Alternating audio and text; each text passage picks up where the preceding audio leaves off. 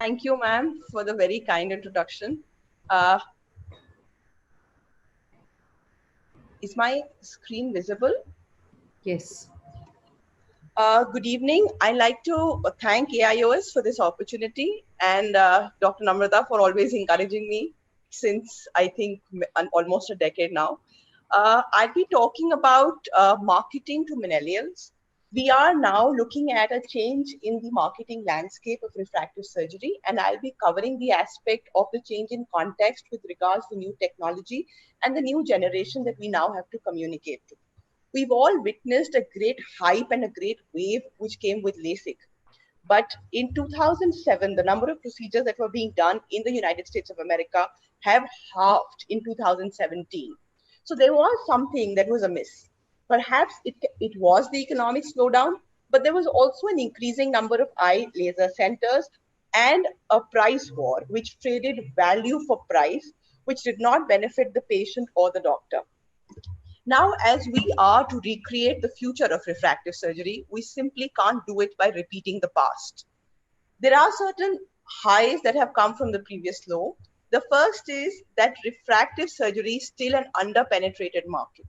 The funnel is not wide enough. Only 20 to 30% of the people wearing spectacles are aware and thinking of refractive surgery. So we still have 70% of market to reach out to.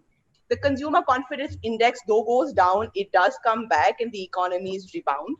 Uh, Also, the low has withered away a lot of discount dealers, and we finally now realize that price has to be not played as much as value does.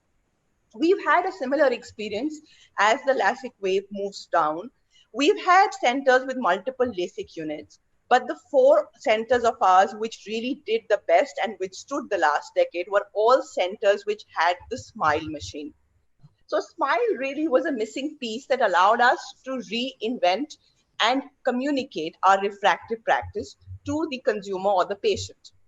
Why it allowed us to do so is because the benefits are tangible. When you tell a patient this is a one laser, all laser, bladeless, flapless procedure, he actually understands it.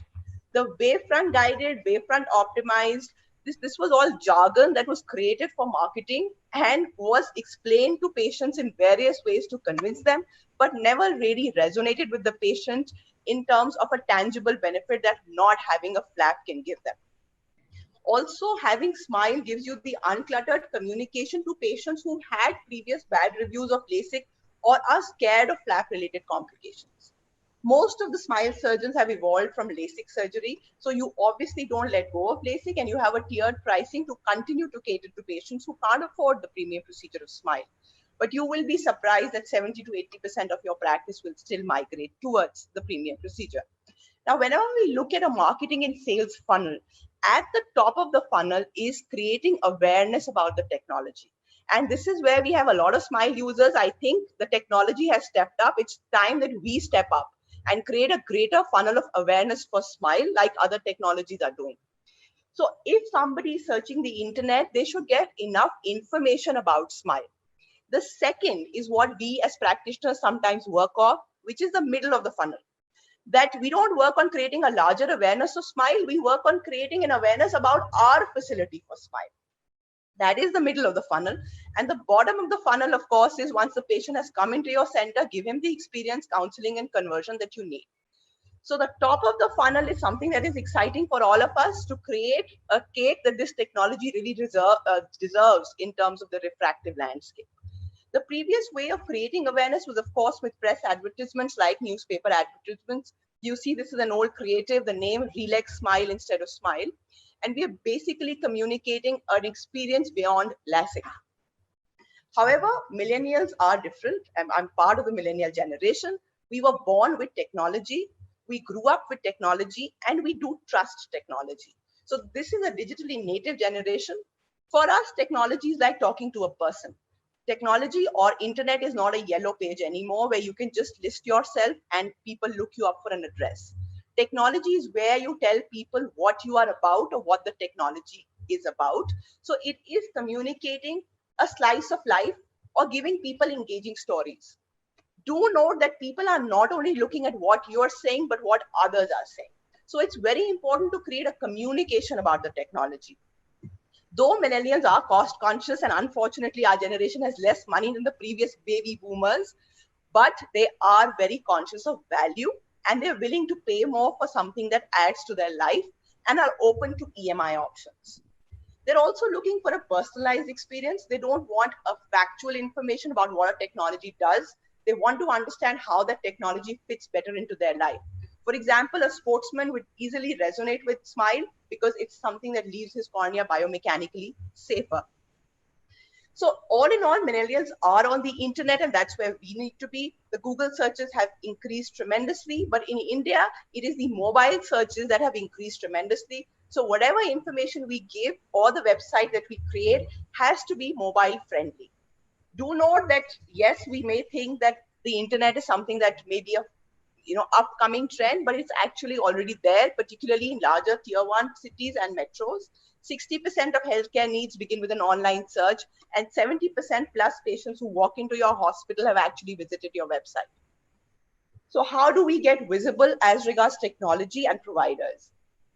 There is an organic way wherein if you're old enough, relevant enough, Google will spot you when patients are looking for Smile. Of course, you sometimes cannot be spotted, and therefore you have the inorganic or the paid way, wherein if people are searching for laser vision correction, you push your content to them. This is an example from a telephone. If somebody is searching for S20, this is an ad that Samsung has thrown up. So they have pushed their content to the consumer. But because their website also has relevant content, even if they don't advertise, Google will realize that they are relevant and show them to the consumer who is searching.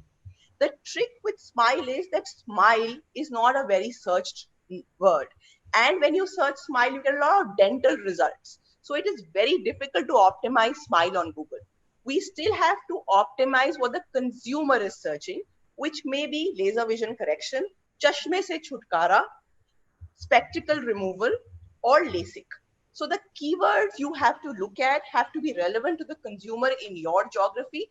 And though we may appear if a person is searching for Smile, sometimes there's just not enough people searching for Smile, and you have to catch them when they're searching for LASIK or other popular technologies, and then give them the content which convinces them about the technological benefits, which are many.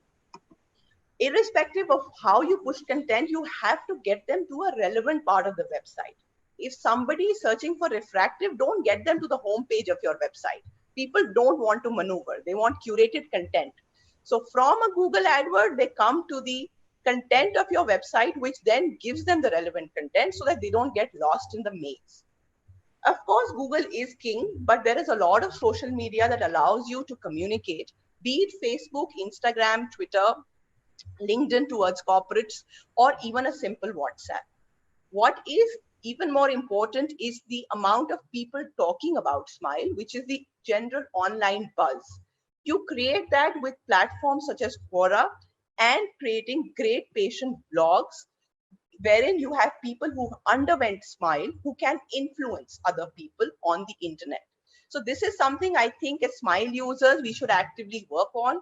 There is a lot of spam that has been generated against Smile, and you cannot control, unfortunately, or censor the amount of spam on the internet. The best way to drown false content is by giving patients true content. And one thing which is really a characteristic of the millennials is that we value authentic content. And if you can show that a lot of the content which is out there is spam or a myth, it is something which will make that content spiral downwards and make the customer shift to people who are giving an authentic service and real facts. The sample creatives have also changed because millennials, like I said, want to talk about their life on the internet and not just facts. So you can talk about technology and of course give the technological benefits, and simply the fact that, like I said, you have to use LASIK first and then introduce them to Smile in many cases, because they sometimes don't initially know what Smile is. You can shift the content to make it more personalized. For example, in the previous content, it was about technology. This is something that appeals to you because there are a lot of young people who get likes on their pictures. So you're just trying to tell them you'll get more likes. This is the content which have, if at 2 a.m. when she cries, would you want to look for your spectacles? So it is connecting to the life of a young mother. This is a campaign which is about superheroes and giving the millennials a feel of an enhanced experience throughout their life. So these are slice of life stories which give them an experience they will value with a technology they can trust. So you always cannot just talk to them about a cold technology. You have to talk to them about the fact that they have a trusted technology which will add value to their life without any risk. This is another story of a dancer, which we actually showcased how her life changed. And this is an authentic story. And like I said, mark the spam as and when you see it. And as a doctor, also just creating a simple profile on Quora and answering questions is a great value service that you will do to patients because you'll give them authentic content. Bust the myths around smile. I think we're all convinced, but it doesn't happen if only you're convinced. You have to tell and communicate the truth to everyone. Though price is not a point that you should play on all the time, you still have to give those sporadic false flash sales because India is a diverse country and we have enough people who aspire for a technology but need that flash sale simply because they value the discount as much as the technology. Now you have various platforms to run your ads on, but what is very, very important is please target the right TG. If you have a practice based out of say Delhi, you would want to target Delhi. You may not want to burn money in Chennai, and you have to look at patients at the behavior of the TG that you want to target. You may not want to target a 60-year-old. You want to target a 20 to 40-year-old, especially if you're doing press buy on. You also have inbuilt analytics, wherein once you have given the Facebook or any media details about this is a relevant lead, they will match that lead and give you more leads like that, which is called like to like marketing. So when you do get a patient which is relevant, do backfeed that data and analyze that this is a relevant lead so that you can get more like it. Whatever content you create has to be captured, because if somebody has learned about you and not able to reach you, you've burnt money. That is where you have either a landing page that is created or get them to the website. A landing page is better because you can have some specific offer or some specific news on that. This is a seminar that we had on LASIK wherein the person was invited to the center and given a talk by the doctor about the technological advances. Content marketing, like I said, creating short videos, particularly in vernacular languages, which are less than 5 minutes, creating blogs, articles, and small GIFs and presentations and uploading them on SlideShare, Quora, multiple, and even Facebook is something we as satisfied surgeons should do as a service to the patients and other surgeons. When you do get a customer, please make sure that they write about it and create an authentic whirlpool of good feedback, because word of mouth is today Google review. So make sure that these people have something to write back about, and you can accelerate the word of mouth through this. Internal branding will be spoken about in the next talk, but you must talk the same language once the patient enters your center. If they know you're a smile center, the inside should also show the advantages of the smile. What's most important is that you do burn money to get leads. Once these leads are there, you have to capture them and convert them. And you must continuously remarket or re-engage with leads that have not converted to appointments. You must track them. Whenever a lead is there, we've actually faced this problem. There are people, including competition, that put robots and give you false lead, and your call center is calling and they're getting no returns. So therefore, you must have something like a CAPTCHA code that actually filters the robots filling in your lead. If you look at a lot of startups, they actually have forms where they offer you 10% discount just so that you give them the entire data that they need in order to capture your likes, dislikes, and put you into their CRM. So you can even have an offer for like a free smile screening, but not a price war, because we don't want to go there again. So like I said, leads have to be scheduled and converted. You must analyze what people are thinking about your campaigns or about the stuff that you're putting out. There are a lot of tools, some of them are free, where you can capture the sentiment of your hospital or even yourself or even the technology by putting in the keyword. You have to see what are the number of people who are neutral, positive, or negative about anything. You also should continue to see what the competition is doing, because that helps you learn, and also it helps you understand what is working and what is not. I was pleasantly surprised to see that a lot of the major eye care hospitals have actually rehauled their website in this period of lockdown. So I think there is a cognizance of the fact that we need to continue to evolve digitally.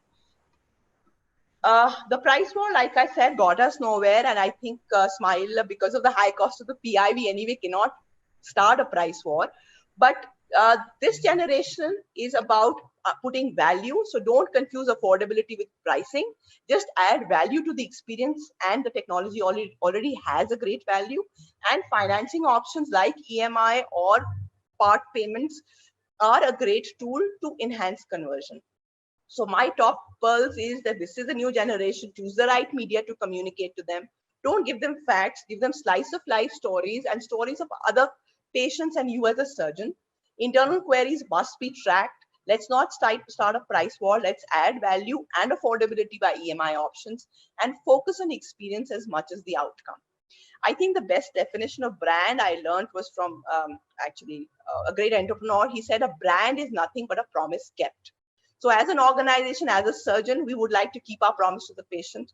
And as a Smile user, I think the technology definitely keeps the promise. So it's a great combination of creating a great brand in refractive surgery. Thank you for your attention.